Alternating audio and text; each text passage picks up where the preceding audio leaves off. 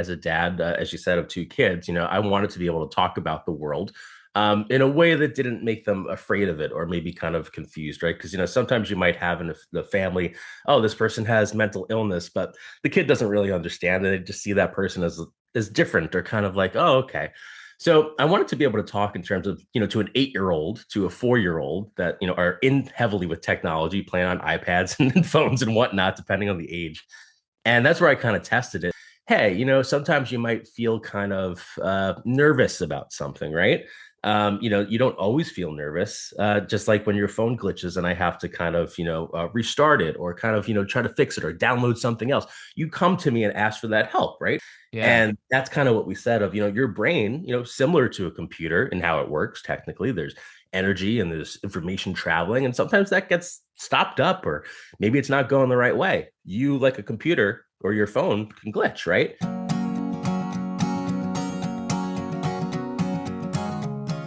Welcome to the Company Dads Podcast. I'm your host, Paul Sullivan. We're focused on lead dads, working moms, and how small changes at home or work can have a big impact on their lives.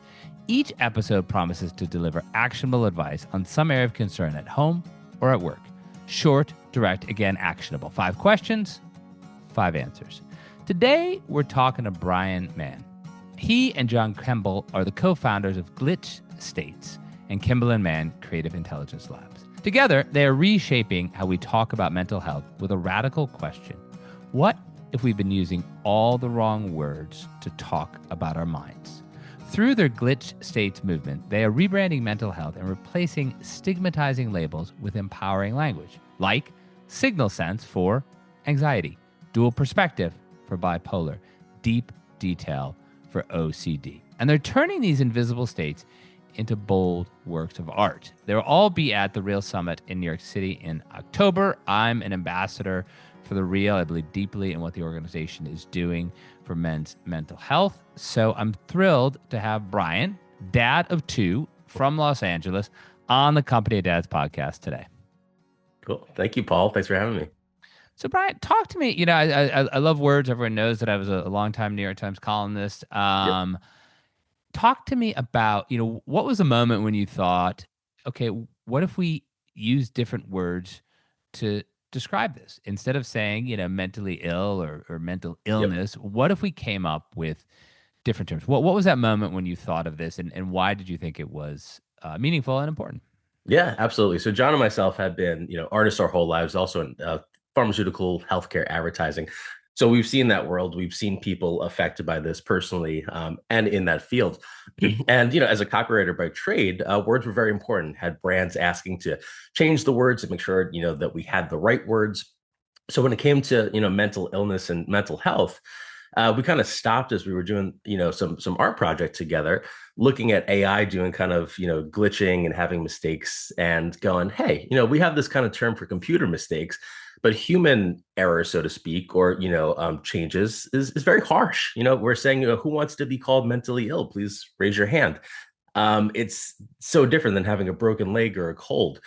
So that's when we kind of had that correlation to go, there's other ways to talk about, things that aren't quite right or not how you want them.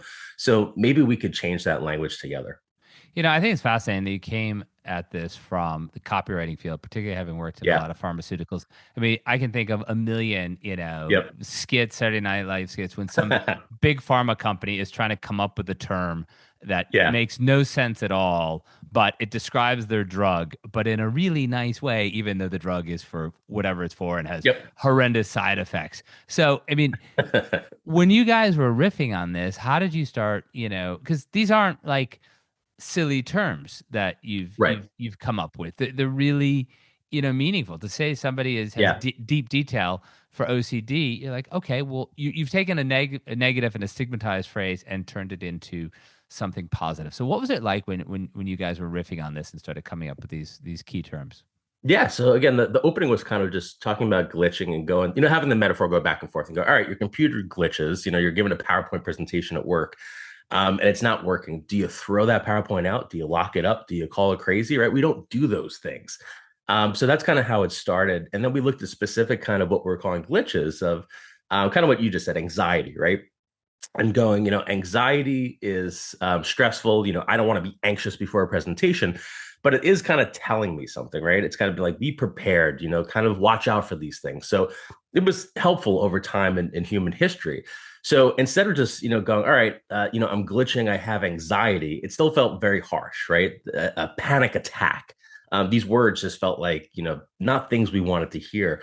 So anxiety, we started to look at it and go, oh, maybe that's something called, and we spent some time and Yeah. put thought into it.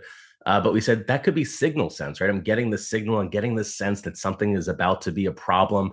Not always a bad thing, right? Think about in the forest back, when we were first humans, and someone said, "What's that noise?" And thankfully they said it because it was a It's a tiger. woolly mammoth. It's a It's a woolly woolly mammoth, mammoth yeah. about to trample us. Yeah. Exactly. It's like, stop being anxious, Paul. But no, we needed that. So that's where we wanted to balance the seriousness of these glitches. Yes, people need medical help sometimes. They get that far. But sometimes you might just need compassion. So we wanted to kind of show that spectrum. Question two, talk about how we apply the glitch metaphor and this new vocabulary to kids and family. Because if you take it Yeah. too far, when a computer glitches, you reboot it. But Right. that makes it feel as if you're rebooting somebody, but Yep. I'm sure that's not what you mean. So how do we, take this glitch metaphor, which I love, and this Yep. new vocabulary around signal sense and dual perspective, and apply it to particularly kids and families who are struggling. Yeah, I mean, just a personal thing, right? As a dad, as you said, of two kids, I wanted to be able to talk about the world in a way that didn't make them afraid of it or maybe kind of confused, right? Because sometimes you might have in the family, oh, this person has mental illness, but the kid doesn't really understand, and they just see that person as different or kind of like, oh, okay.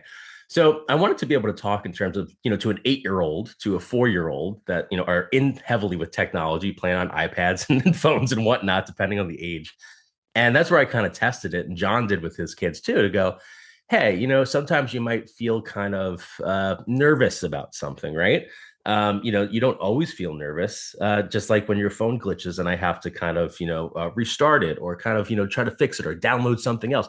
You come to me and ask for that help, right? You're very Mm, calm. Say, hey, my phone, I can't hear the sound, Dad. What's going on? Oh, hold on. Let me check it out. yeah. And that's kind of what we said of, your brain, similar to a computer and how it works. Technically, there's energy and there's information traveling. And sometimes that gets stopped up, or maybe it's not going the right way. You, like a computer or your phone, can glitch, right?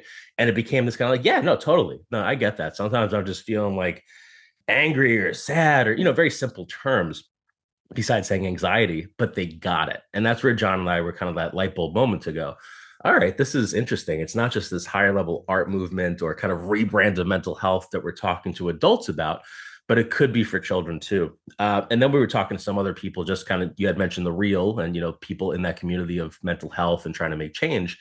And, we had some discussions too about maybe creating a syllabus or kind of curriculum in schools. Not that that's official, but how interesting would that be to have a glitch states program where you go and address those things? Your grandmother just passed away.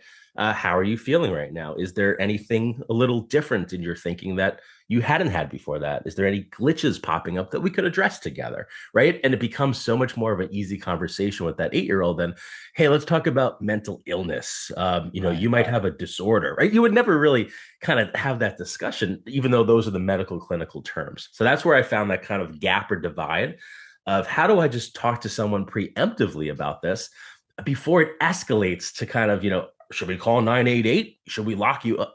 There's a middle Yeah. ground. That's what we were trying to paint out that picture. I love this. Question three. I'm very much a word guy, so Yeah. I get the words immediately, but not everybody is, and a lot of our kids are much more visual. So you've done something that I find beautiful and fascinating and arresting, and that is Yep. you found a way to sort of create a visual image of what Yes. somebody's mind may be like. And I love to do.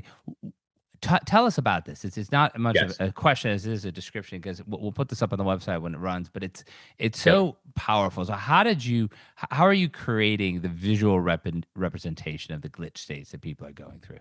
Yeah, so this is a lot on John Kemble, my partner in this business and art project of rebranding mental health. And we were playing with AI, of course, as creatives and all those tools out there.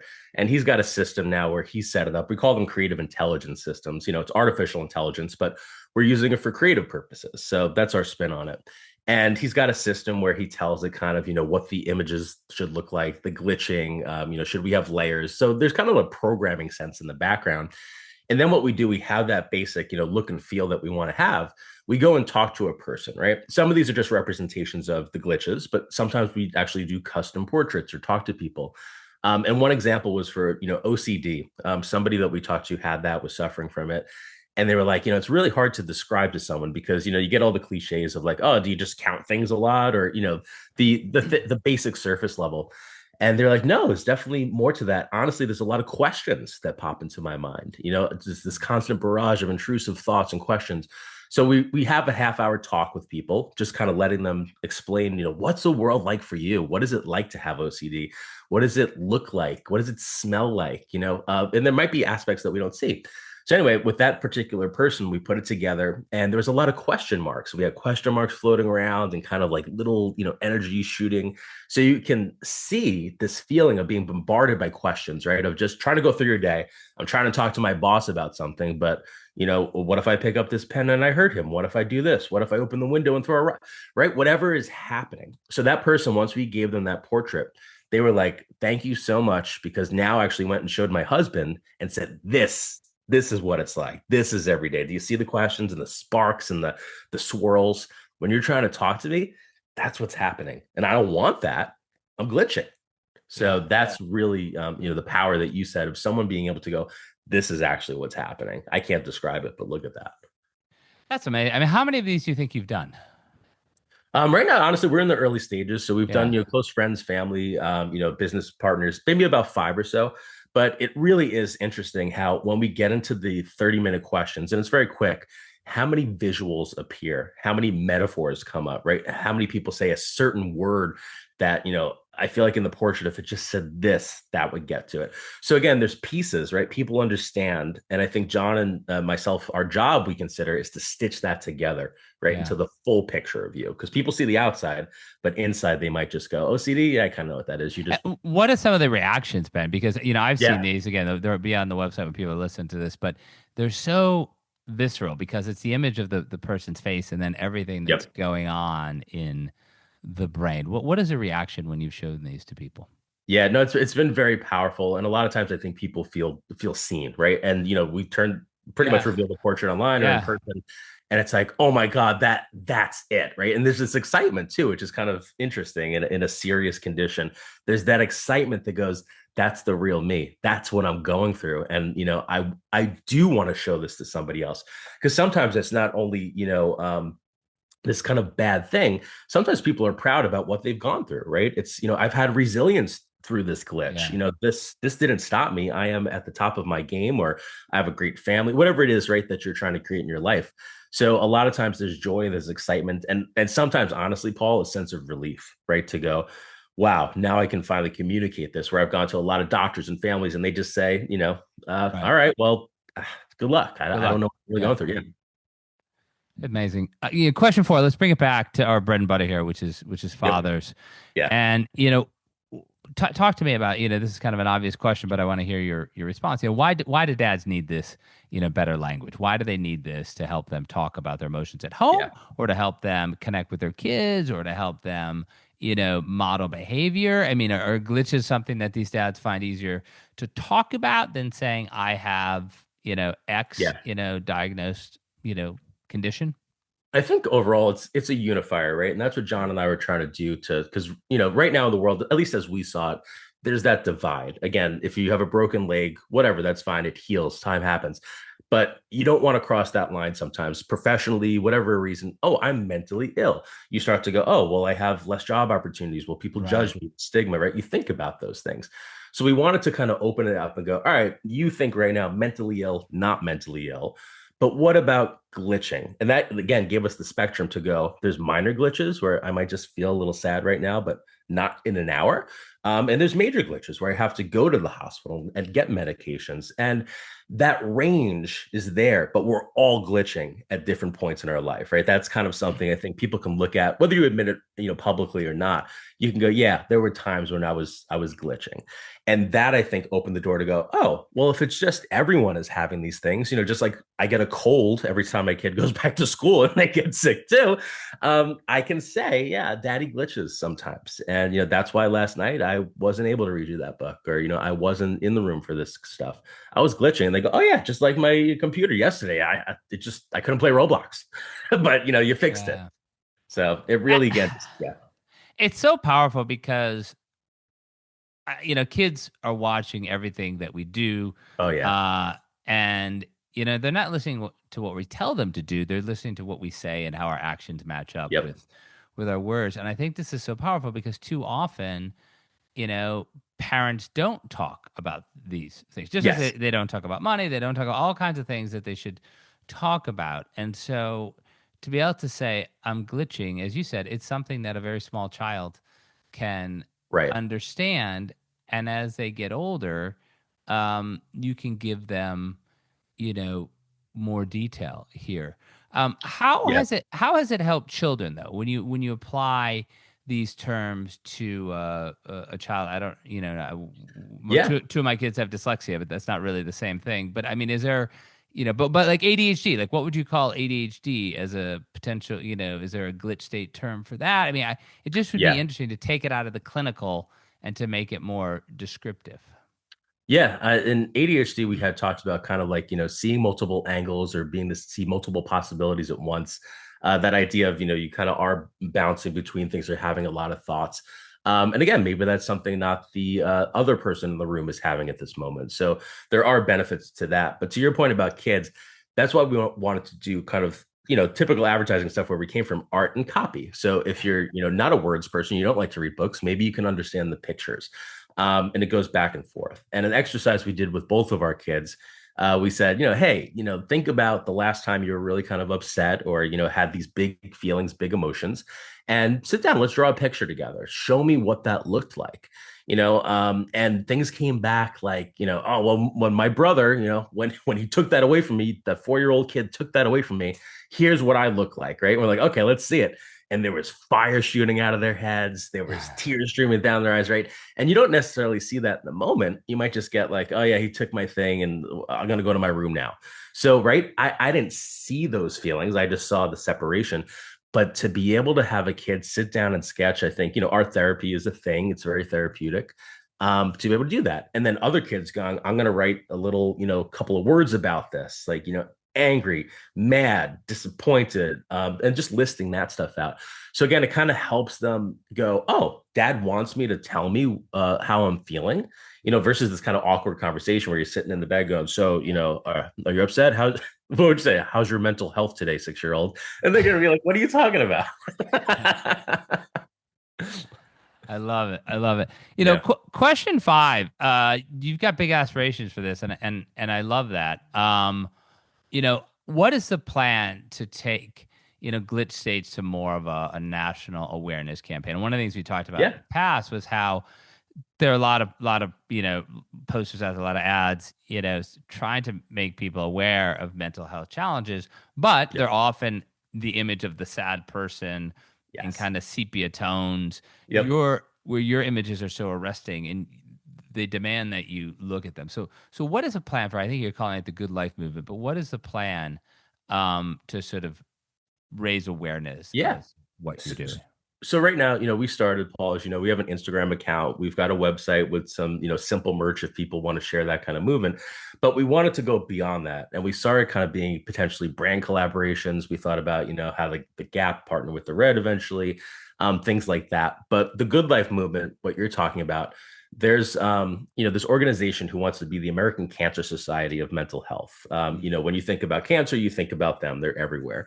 So we're actually working with them to create a campaign of rebranding kind of what you said of those images. Because you think about it, you're busy during your day, you see an ad about whatever it is, say suicide. It's a heavy topic, right? Let's be honest. And you might not feel like looking at that moment in time. So that's what we were trying to get past, kind of that apathy or that kind of, energy drain. And one example for the work that we're doing with the Good Life movement is an ad campaign talking about there's 11, every 11 minutes there's a suicide in the United States. Again, very heavy topic and stat. So how do you make that palatable for someone to want to read it and to share it and to maybe be outraged about that, right? And go, wow, how do I stop that? How do I help? Because that's wild. I didn't know that was the number. So anyway, we're trying to lend out that glitch language, and we have a campaign where there's this kid on the playground and they're kind of just pixelated, they're glitching. There's a video that we're doing where guys playing basketball and all of a sudden he just disappears into nothing on the court, right? Like, where the hell did he go? And then the language comes on. Every 11 minutes somebody glitches away. And again, it's very much kind of this little mysterious little like glitches away. It doesn't hit you as hard as again, the word suicide. Not that there's anything wrong with that, but it's powerful. So we want to ease people into these conversations, to give them, again, language that you could say at the water cooler or at coffee with someone and go, hey, I saw this thing about glitching away. And that's, it's like, wow, every 11 minutes that happens, suicide in the United States, right? You kind of ease into it versus I just say these big words first.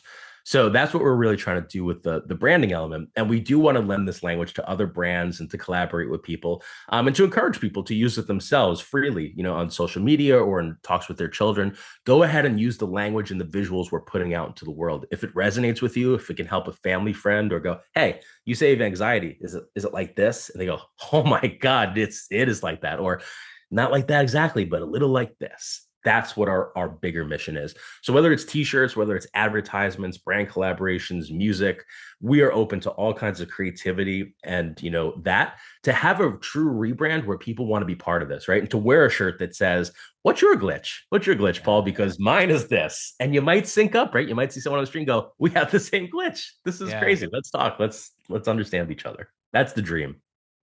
Brian Mann, co-founder of Glitch States. Absolutely fascinating stuff that you're doing. Tell people how they can find you at the Real Summit. Tell people how they can find you online. Absolutely. So we'll be in the Real Summit October 28th and 29th in New York City. We're going to be exhibiting there, doing custom portraits, showing off the work, so you can get us in person at the conference. We'd love to meet you all. And then also we have the Instagram handle at Glitch States on Instagram, and then glitchstates.com, which is the store in the manifesto. But yeah, if anyone wants to go to the Instagram, DM us. We're happy to talk to people, collaborate, and see what we can bring to the community if it helps. Thanks again, Brian. Fascinating talk. Absolutely. Thank you, Paul.